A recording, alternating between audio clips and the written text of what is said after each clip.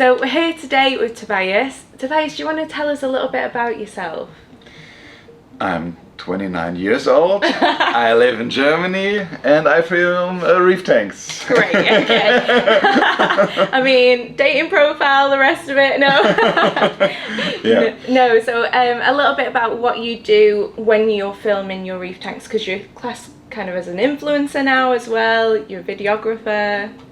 Yeah, I've got a little agency in Germany where we focused on filming different kind of companies. So we are, of course, focused in the aquaristic scene in Germany, but we also are doing jobs for other things like IT business, something like that. But as you already mentioned, I'm a reefer since I'm 18. Oh, nice. And totally love that hobby and started the YouTube channel as a project while studying. Yes. And then I released the first reef tanks, and now we are traveling around the world for filming the best.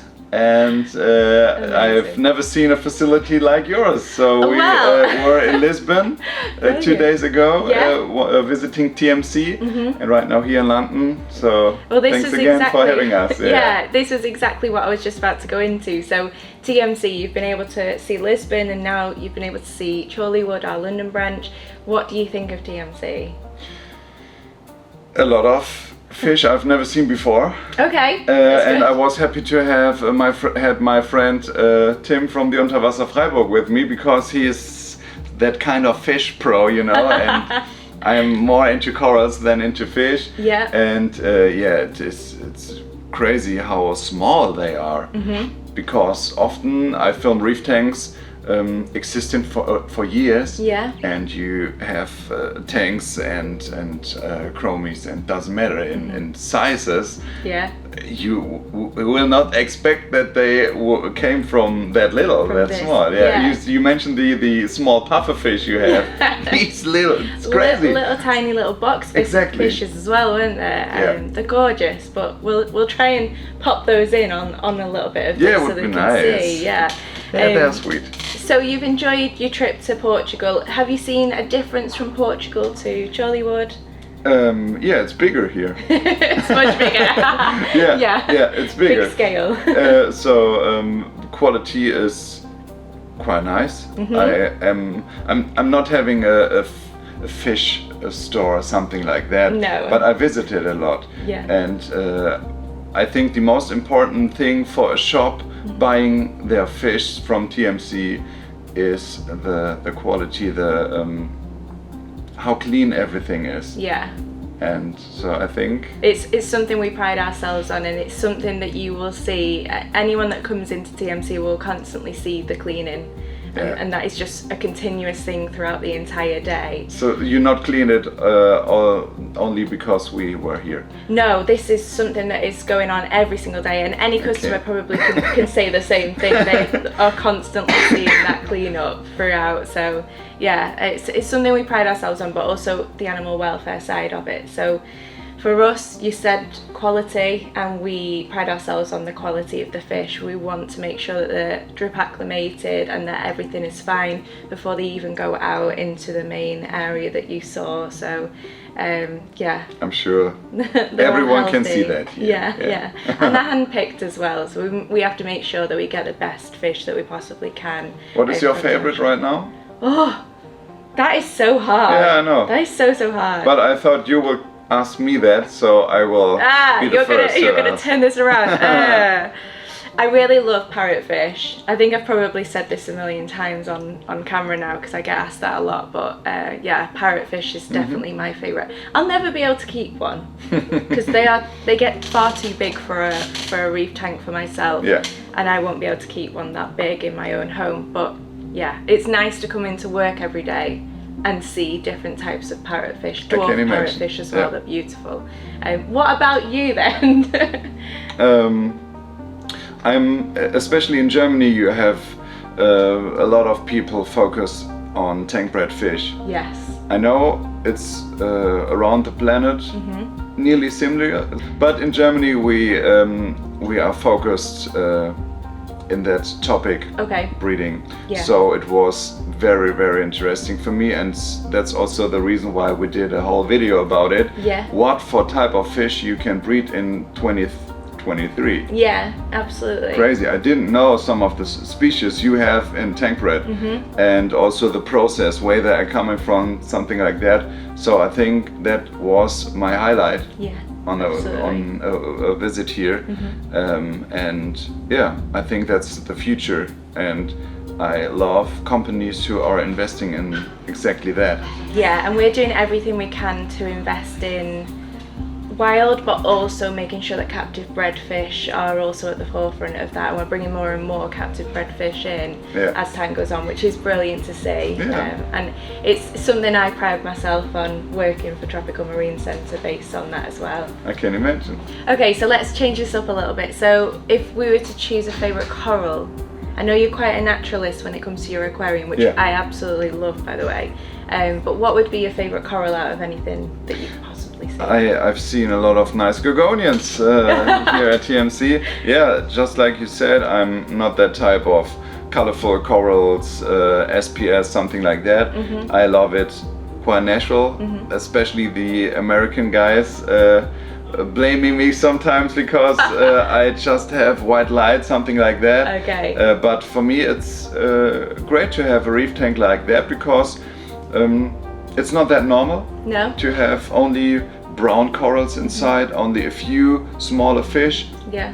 But I think it has its own charm. Oh, it's unique as well, because it's not there all the time. You're not seeing it all the time. I think I'm seeing more of a trend now coming into the hobby when you're looking on social media at the moment, of people wanting to do like macroalgae type tanks with more white light in. Yeah, I'm looking forward to bring that nano aquarium fish style in bigger tanks into the scene. Yeah. So that's my main goal. So when people having a look at my tank, they will not directly see fish. Yeah. Because I love the contrast, having a tank 700 to 1000 liters with just small guppies and trimmers and something like that. Yeah. It's perfect. I love it, because when you put a huge angelfish in, that effect is going to be lost. Yeah, absolutely. And it's nice to look at the tank and you're looking at the corals, and then all of a sudden this little fish comes out. That's cool. Yeah?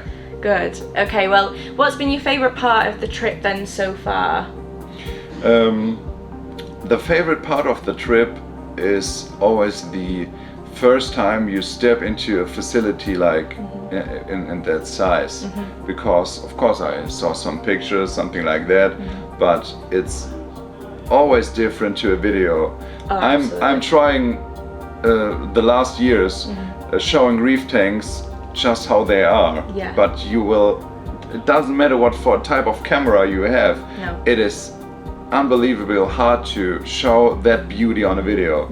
So stepping into that room over there with all these fish is mind-blowing. Yeah, it really you know what is. I mean, try doing it every day. And not going home with the whole stock. Exactly. So it's not that possible to show in a video. No. So it's definitely worth it to come here. Yeah, absolutely. And hopefully that will be something, as time goes on, we can open the doors up a little bit more for people to just see it in person. But you're doing a great job while producing videos. Oh, thank you. I think the people have some inspirations from that too. Yeah, I appreciate that, I really do. It's a learning progress, but I'm really, really enjoying that learning progress. And also getting to show the public a little bit more insight into TMC, because it's not something they've really saw before. There wasn't really anyone doing this type of role before here. So to be able to show them the fish more often is great, and people didn't know what was behind these doors, so it's cool that everything in there is run by TMC as well though. And I think a lot of people don't know about the biosystems aspect of it, that is actually creating the whole fish house in there. It's all our products that run it. Should we talk a little bit about what you do day to day? Because obviously you do so much travelling, you also have your sponsors and things that you work with, but it's quite a cool job that you have. Yeah, definitely. So I'm happy every day to do things like that, because of it's not normal. It's not a normal job. Yeah. We were in Denmark. We were now in Lisbon. Now in London. Next week I flew over to Lithuania. After that I go back to the US. Then I go back to Germany. And it's crazy to wake up in so many other countries, but having the Reefer family directly next to you. Yeah, they're all behind you. They're constantly definitely watching. So it's hard to explain as a German. I'm so sorry, but it doesn't matter in which country you are. You have people with the same passion like you. Oh yeah. And these people are quite different and have different lives and different cultures, but the hobby is nearly the same. Yeah. Of course, you have got different styles, something like that. Of course. Different equipment sometimes, but the heart for the hobby is the same, and that's wonderful to see. Everyone loves fish and corals, and that's why they get into what they're doing. And it's amazing to see the community that's behind it, and then to go on to social media. I guess you can relate a little bit to this. You're probably way above in that case, but just to be able to see the audience that's behind you and see the support, it's so humbling. It's crazy how much power is in that hobby. Yeah. Because when I talk to people who are not into the reef scene, for example, my own friends, so they often cannot understand what's behind that hobby. I'm sure you know that. Yeah, absolutely. So they are talking about what are you doing? You film fish? Yeah. Or what? You can earn money with that? You've got sponsors while filming fish? Yeah, totally. And you spend thousands of euros or dollars or whatever for keeping a fish alive, and then you take a look on social media and find people with the same passion in thousands, in millions. It's crazy because it feels like when you look at it worldwide, it's a really small community, but when you go on social media, it feels so big. It feels like it's literally the entire world, because you only have on social media the people that are doing that. So it takes up your whole newsfeed of just reefers. And it literally feels like they are everywhere. And they are. But do you not find, I find this now, wherever I'm going, wherever I'm driving, wherever I'm traveling, if I see a blue light in someone's window, I know that they're a reefer. Yeah, always. It's also cool. I visited a lot of private reef tanks. Yes. And then you are new to that area, and you park your car, and then you're looking for where to go, and you just have to follow the blue light always. Oh, that's a good knack. I'll remember that one when I'm doing this. Oh, that's brilliant. So when you get to go to all these different aquariums and I guess the private home tours as well, what part is your favourite part of doing what you do? I got that question a lot. Yeah. And for me, regarding to the private things, I cannot say what is my favorite tank. No. Because I've seen so many unbelievable great things. Every time I'm new impressed, and when I stand in front of a reef tank I really like, I say, well, bam, that's my favorite one. And then I see another one and I say, no, that's my favorite one, and it's you know what I mean? No, absolutely. I think what really stays in my head is the diving experience. So we built an artificial reef at the Philippines, and you can not have that effect with an aquarium. No. And for me, it was a quite new inspiration. So it changed a lot in my life to dive and to see a reef in its function. And all the animals are living together in a quite different way than in aquariums. And these experiences changed me as a reefer completely. So see things in totally different light. I've not yet gone diving. It's something that's on my list, and I need to tick it off. Really? I would love to go diving in the wild and see the reefs. We talked about it yesterday. We did, so that's something that I definitely need to do, and I do think it will be mind changing. For me, I'm constantly watching documentaries on it, and it's probably the same for most reefers, I guess. As soon as you see something that's reef related, it gets watched. So when you showed me a clip of the Philippines, I'm going to have to watch that full documentary, and I know it's in German. Feel free. But I'm still going to have to watch it with subtitles because it looked unreal, and that is something that is an inspiration as well. So it's amazing the job that you get to do, and I'm really, really inspired from just being able to have this time with you. Thank you so much for having me today. So it's for me always an honor to be invited in so many cool projects, also out of the reefing scene. So we do also some reptile stuff in Germany, something like that. And every time when you came to especially private persons and you think, oh wow, they are on another level because they have this and that, and then you go to another one and there is no limit. It's crazy. We're filmed with venomous snakes everywhere and something like that. So it's really, really cool what people, when they have a passion, are doing in their homes.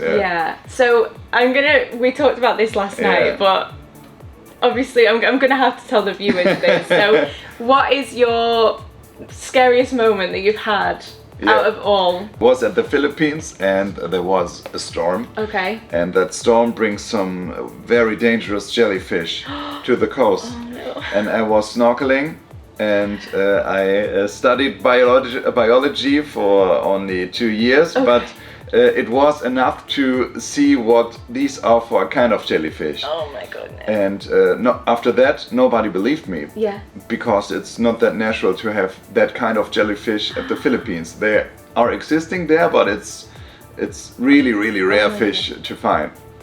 And I crossed it and directly go backwards, go on another part of the coast, and there was another one. And I got back, and that happens 2 times, and then I run out of the water, and that was one of the most dangerous things while filming videos, because I did not have a big shelter. I just was in a short. And that was crazy. And you mean the venomous snakes things, because what I didn't know before was that snakes are focusing on camera lenses because they think that's an eye. And that guy, it was really professional, but I would not say that it wasn't dangerous for us. No, absolutely. So you have to want to do that. And otherwise, I would not recommend it. Yeah, anti-venom at the side. That's a scary deal, you know? Definitely. So the snakes are focusing my lens. And I have to decide filming or running, or what should I do? And just to clarify, that was a king cobra. Yeah? King cobra. Yeah, in maximum length. Yeah, crazy. That is crazy. Very scary. Thank you, Tobias, for everything that we've done over the last few days. And it was a pleasure. Thank you. Obviously, we've got a bit of a future collaboration that we'll carry on with. We've also got videos that are going to be over on your channel. So we've got Neytrop, the German one. If you want to learn some German, check out Neytrop, of course. Feel free. And then your other channel is Sea Friendly Reef, which is also on Instagram as well. So I'll pop the links in the description bar below for all of the viewers so they can have a little look. There's some incredible videos over on there, and they're very fun to watch as well. So thank you.